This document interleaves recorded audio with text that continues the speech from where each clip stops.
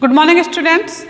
BA second year economics की class में व्यापारिक बैंक का टॉपिक को कंटिन्यू करते हुए आज आगे बढ़ेंगे। व्यापारिक बैंक के कार्य की तालिका या इंडेक्स अपन ने बनाई। उसके अंतर्गत ये देखा गया कि व्यापारिक बैंकों के कार्य कौन कौन से हैं। उसमें मैंने आपको दो कार्य जो कि इम्पोर्टेंट है वो बताए थे। फर्स्ट, व्यापारिक बैंक पारिवारिक बचतों को जमाओं के रूप में स्वीकार करता है और उस जमाओं के आधार पर ही उधार देने का काम व्यापारिक बैंकों के द्वारा किया जाता है। ये व्यापारिक बैंकों के दो मुख्य कार्य थे। इन कार्यों के अलावा और भी कार्यों के बारे में इंडेक्स बनाई गई थी। उन कार्यों का आज आगे वर्णन किया जाएगा। जमाएं स्वीकार करने में आप लोगों को बचत खाता, मांग जमा खाता, अवधि जमा खाता, इन सभी के बारे में बताया गया कि व्यक्ति अपनी आवश्यकता के अनुसार चालू खाता खुलवाता है, बचत खाता खुलवाता है, अवधि जमा खाता, ये सारे खाते खुलवाकर अपनी छोटी छोटी बचतों को बैंकों में जमा करवाता है। बैंक कुछ प्रतिशत अपने पास एसएलआर के रूप में रखकर, कुछ प्रतिशत सीआरआर के रूप में रखकर बाकी पैसे का साख सृजन कर देता है, अर्थव्यवस्था में उधार दे देता है व्यापारियों को, उद्योगपतियों को, सरकारों को। इस प्रकार बैंक का ये कार्य चलता रहता है। आज ऋण देना या उधार देने के बारे में अध्ययन किया जाएगा। बैंकों के द्वारा जो उधार दिया जाता है वो ऐसे ही नहीं दिया जाता है। जितनी बचतें बैंकों में जमा होगी उतनी आधार पर बैंकों के द्वारा उधार दिया जाएगा। बैंक प्राथमिकता प्राप्त क्षेत्र यानी उत्पादक कार्यों के लिए ज़्यादा मात्रा में उधार देता है, जो कि मैंने आपको कल बताया कि 2/3% राशि बैंक उत्पादक कार्यों के लिए या प्राथमिकता प्राप्त क्षेत्रों के लिए उधार देने का काम करता है। सबसे पहले आप व्यापारिक बैंक हेडिंग डालिए या टॉपिक का नाम व्यापारिक बैंक के कार्य, व्यापारिक बैंक के कार्य। इसके अंतर्गत जो सेकंड कार्य है जो कि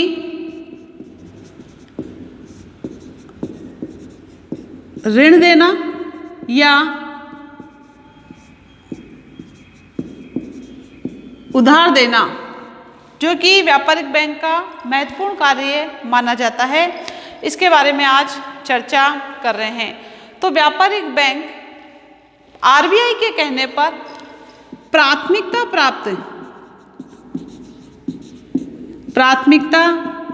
प्राप्त क्षेत्र, जिसके अंतर्गत कृषि क्षेत्र, खनन, परिवहन। प्राथमिकता प्राप्त क्षेत्र का मतलब होता है जिन उद्योगों को जो है उत्पादन कार्यों के लिए पैसों की आवश्यकता होती है, वह क्षेत्र प्राथमिकता प्राप्त क्षेत्र आता है। इसलिए अपन इसके आगे आदि भी लिख देते हैं और भी बहुत सारे क्षेत्र जो आते हैं। तो व्यापारिक बैंकों के द्वारा 2/3% धन जो है, 2/3 राशि जो है प्राथमिकता प्राप्त क्षेत्रों को उधार देने का काम व्यापारिक बैंकों का किया जाता है। और ये उत्पादक कार्यों के लिए, उत्पादक कार्यों के लिए अधिक मात्रा में बैंकों के द्वारा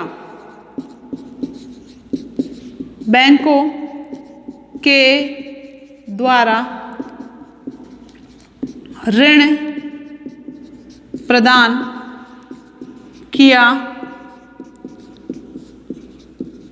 जाता है और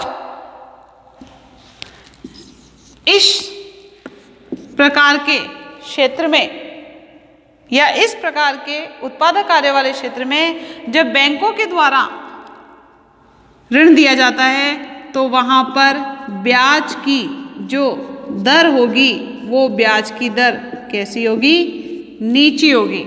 तभी तो ज़्यादा मात्रा में उत्पादक कार्यों के लिए पैसा उधार लिया जाएगा बैंकों से। अगर ब्याज की दर ऊंची रखी जाती है तो जो भी ब्याज पर पैसा ले रहा है व्यक्ति, व्यापारी, उद्योगपति, कुछ भी मान लो, उनको ये महंगा पड़ता है और महंगा पड़ेगा तो वो कम ब्याज पर कम मात्रा में, ज़्यादा ब्याज पर कम मात्रा में पैसा लेंगे और कम मात्रा में पैसा लेंगे तो वो कम मात्रा में निवेश कर पाएंगे, जिससे उत्पादन कार्य उतनी मात्रा में नहीं बढ़ पाता है जितना बढ़ना चाहिए। इस प्रकार व्यापारिक बैंकों का ये उद्देश्य रहता है कि उत्पादक कार्यों के लिए ज़्यादा मात्रा में उधार दिया जाए और उस क्षेत्र में ब्याज की दर जो है नीची रखी जानी चाहिए। इस प्रकार इसके अंतर्गत कैसे कैसे उधार दिया जाता है उसके बारे में आज अध्ययन किया जाएगा, जिसमें आपका सबसे पहले है नगद साख। फर्स्ट डालिए नगद साख। नगद का मतलब कैश रूप में उधार देना, कैश रूप में पैसा उधार देने के अंतर्गत आता है। इस व्यवस्था में बैंक जो है व्यापारी को कच्चे माल खरीदने के लिए, अर्धनिर्मित माल खरीदने के लिए या निर्मित माल को गिरवी रखकर जो है संबंधित व्यवसायी को एक सीमा तक उधार देने का कार्य इसके द्वारा किया जाता है। यानी जो व्यापारी होता है जिसको पैसों की आवश्यकता है, उसने ज़्यादा मात्रा में माल बना लिया है या ज़्यादा मात्रा में उसके पास है, तो व्यापारिक बैंक क्या करते हैं, उस माल को गिरवे रखकर उसको उधार दे देते हैं और जितना एक्स्ट्रा माल उसका पड़ा हुआ है उस एक्स्ट्रा को तो वो अपने पास रखकर जितना उसे बेचना है उतना वो बेचकर अपने पैसे का रोटेशन करता रहता है। जिस समय उसे पैसों की आवश्यकता होती है, जिस समय उसे ऐसा लग रहा है कि बिना पैसे मेरा माल नहीं बिक पा रहा है, मेरा माल जो है बिना बिके रह जाएगा या मेरे बिजनेस को पैसों की आवश्यकता है, तो उस समय वो बैंकों से उधार लेकर अपनी व्यापार को आगे बढ़ाने का काम कर सकता है। उधार देने वाला आवश्यकता अनुसार ऋण की राशि का उपयोग करता है। जितनी मात्रा में उसे पैसों की आवश्यकता है उतनी मात्रा में वो पैसे का यूज़ करता है। इसके बदले में ब्याज की जो दर होती है वो काफ़ी कम होती है, उसे वो ब्याज देना पड़ता है और उसका व्यवसाय या उसका जो व्यापार है वो पूंजी के अभाव में बंद ना होकर वो कंटिन्यू चलता रहता है बैंक के उधार देने के कारण। इस अवधि में काम में ली गई राशि पर ही ब्याज देना होगा। एक्स्ट्रा राशि जो उसने काम में नहीं ली है उस राशि पर ब्याज की जो मात्रा होगी वो काफ़ी कम होगी, जिसको वो यूज़ नहीं कर रहा है। जैसे कि कोई भी व्यापारी है, कोई भी उद्योगपति है, उसने 10 लाख का लोन लिया है, उसे 10 लाख रुपए की पैसों की आवश्यकता है या 10 लाख रुपए का उसने लोन लिया है। अब 10 लाख में से उसने 8 लाख रुपए को ही यूज़ किया है, उसका उपयोग किया है। बैंक ने लोन कितने का दिया? 10 का। यूज़ कितने का किया? 8 लाख का। तो इसी पर ब्याज देना होगा, ब्याज दर लगेगी 8 लाख पर ही। ये जो 2 लाख बचे हैं, इन 2 लाख पर जो ब्याज की दर होगी वो ब्याज की दर न्यूनतम होगी, न्यूनतम जो कि बहुत ही कम मात्रा में होगी, जो कि न के बराबर होगी। इससे व्यापारी आराम से अपना व्यापार कर सकता है। अधिकतर व्यापारी जो है, जो उत्पादक है, वो नगद साख को ही पसंद करते हैं। उन व्यापारी या उद्योगपति या उत्पादक को ज़्यादा मात्रा में पैसा प्राप्त होता है, ज़्यादा मात्रा में वित्त प्राप्त होता है जिनके पास गिरवी रखने के लिए जमानत के तौर पर ज़्यादा मात्रा में चीज़ें होती है। तो जिसके पास जितनी मात्रा में ये चीज़ें होगी उसको उतनी मात्रा में ही जो है पैसा बैंक से प्राप्त हो सकता है। कहने का मतलब जिस व्यक्ति के पास गिरवी रखने के लिए कुछ भी नहीं होता है वो बैंक से लोन प्राप्त नहीं कर सकता है नगद रूप में।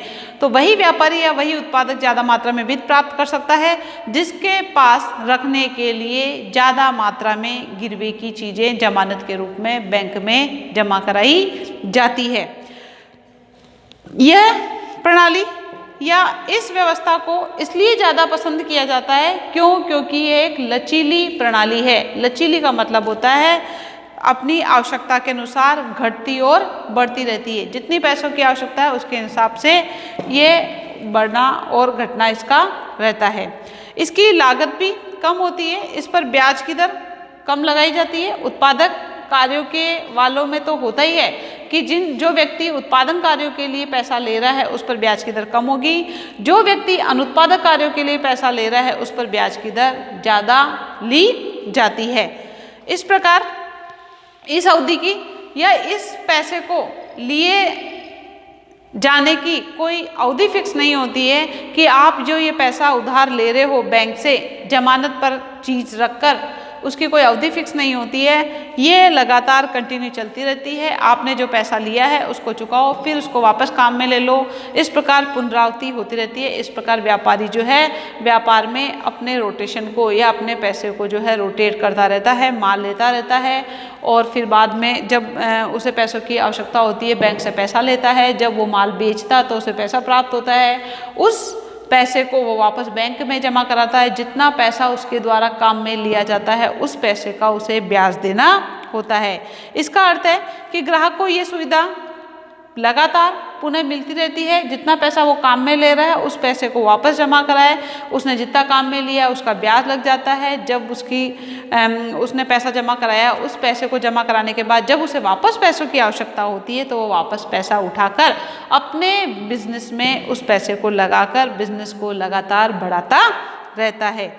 इस प्रकार इसमें नगद साख में निरंतरता का गुण पाया जाता है। निरंतरता का मतलब कंटिन्यूटी। कभी भी ऐसा नहीं है कि इसकी 1 साल की अवधि है, 2 साल की अवधि है। अगर आपने जमानत के रूप में रख रखा है बैंक के पास तो बैंक तो सेफ है, उसने सेफ्टी के रूप में आपका जो भी जमानत आपने रखी है वो अपने पास रख लेगा। और जब भी जितने भी आपको पैसों की आवश्यकता है आप उस पैसे को रोटेट करिए, उसका ब्याज बैंक को देते रहिए।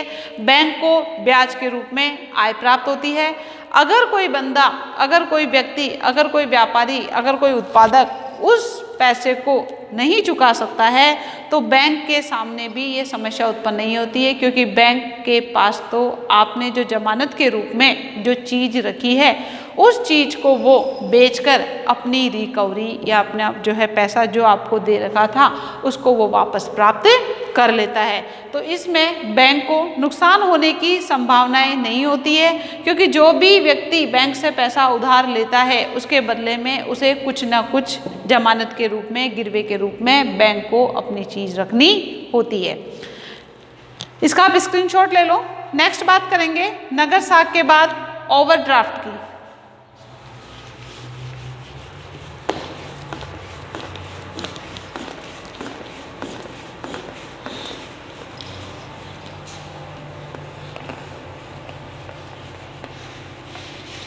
सेकंड लिखिए ओवरड्राफ्ट। फर्स्ट आपका नगद साख था जो कि हो गया। सेकंड है ओवरड्राफ्ट। ये भी उधार लेने की या बैंक के द्वारा ऋण देने की एक प्रक्रिया के अंतर्गत आता है। ओवरड्राफ्ट क्या होता है इसके बारे में देखते हैं। इसके अंतर्गत बैंक का जो भी ग्राहक होता है, बैंक के ग्राहक को खाते में पड़ी जमा रकम से अगर उसे ज़्यादा रकम लेने की आवश्यकता है तो ओवरड्राफ्ट प्रणाली के अंतर्गत वो पैसा उधार ले सकता है। ऐसे पैसे पर ब्याज की जो दर होती है वो काफ़ी ऊंची मानी जाती है। ओवरड्राफ्ट की जो सुविधा है बैंक हर किसी ग्राहक को नहीं देता है। बैंक के द्वारा उन्हीं ग्राहकों को ओवरड्राफ्ट की सुविधा दी जाती है जो बैंक के क्या हैं, प्रतिष्ठित ग्राहक हैं। प्रतिष्ठित ग्राहक, प्रतिष्ठित का मतलब होता है जिनको बैंक जानता है। कहने का मतलब जो बैंक के पुराने ग्राहक हैं, बैंक पर जिन ग्राहकों को भरोसा है उन्हीं ग्राहकों को ये ओवरड्राफ्ट की सुविधा दी जाती है।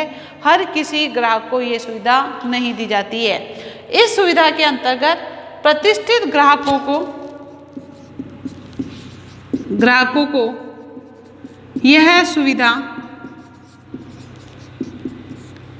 प्रदान की जाती है। यह सुविधा प्रदान की जाती है। इसके अंतर्गत मान लो ए व्यक्ति है, इसके खाते में 10,000 रुपये जमा है। इसके खाते में 10,000 रुपये जमा है और इसको 15,000 रुपये की आवश्यकता है। आवश्यकता कितने की है? 15,000 की आवश्यकता है।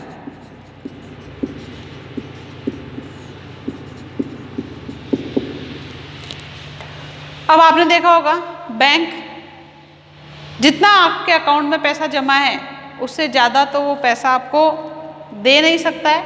ये सुविधा सिर्फ प्रतिष्ठित ग्राहकों के लिए है। ए व्यक्ति जो कि प्रतिष्ठित है, पुराना है, बैंक को उस पर विश्वास है कि ये व्यक्ति जो है पैसा चुका देगा, तो 10,000 रुपये अगर उसके अकाउंट में जमा है और उसे 15,000 रुपये की आवश्यकता है तो 10,000 तो उसके हैं ही, ये जो 5,000 रुपये वो एक्स्ट्रा ले रहा है, इस 5,000 रुपये एक्स्ट्रा पर उसे क्या देना पड़ेगा? ब्याज देना पड़ेगा। और ये जो ब्याज की जो दर होगी वो ब्याज की दर कैसी होती है? ऊंची होती है। ब्याज की दर